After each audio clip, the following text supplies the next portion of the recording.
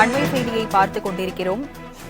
மத்திய அரசை கண்டித்து திமுக சார்பில் ராமேஸ்வரத்தில் நாளை ஆர்ப்பாட்டம் மேற்கொள்ள உள்ளதாக அண்மை தகவல் தற்போது வெளியாகியுள்ளது.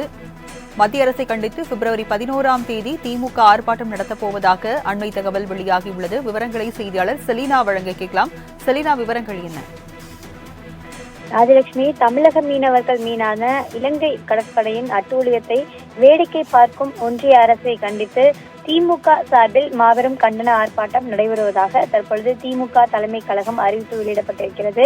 அதில் கடந்த 10 ஆண்டுகளில் மட்டும் இலங்கை கடற்படையினால் 3076 மீனவர்கள் கைது செய்யப்பட்டிருப்பதாகவும் 534 படகுகள் கடத்தப்பட்டிருப்பது என்று குறிப்பிடப்பட்டிருக்கிறது.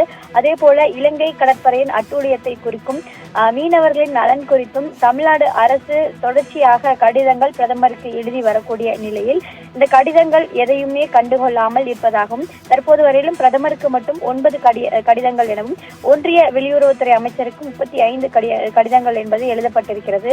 இருந்தாலும் கூட தமிழக மீனவர்களின் பிரச்சனையை ஒன்றிய அரசு கண்டுகொள்ளாமல் இருப்பதாகவும் இலங்கை அரசின் கைது நடவடிக்கை தொடர்ந்து கொண்டே இருக்கிறது. இதனை கண்டித்து தமிழக மீனவர்கள் மீதான இலங்கை கடற்படையின் அட்டூழியத்தை வேடிக்கை பார்க்கும் ஒன்றிய அரசை கண்டித்து வரும் ஞாயிற்றுக்கிழமை, அதாவது 11ஆம் தேதி காலை 10:30 மணி அளவில் ராமேஸ்வரத்தில் திமுகவின் அமைப்பு செயலாளர் RS பாரதி தலைமையிலும் அதே போல கழக மீனவர் அணி செயலாளர் ஜோசப் ஸ்டாலின் தலைமையிலும் இந்த கண்டன ஆர்ப்பாட்டம் என்பது நடைபெற இருக்கிறது.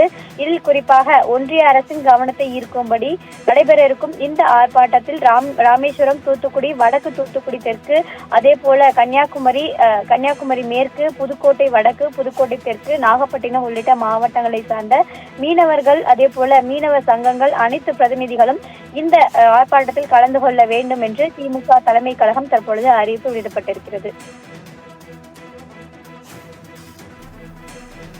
விவரங்களுக்கு நன்றி செலினா.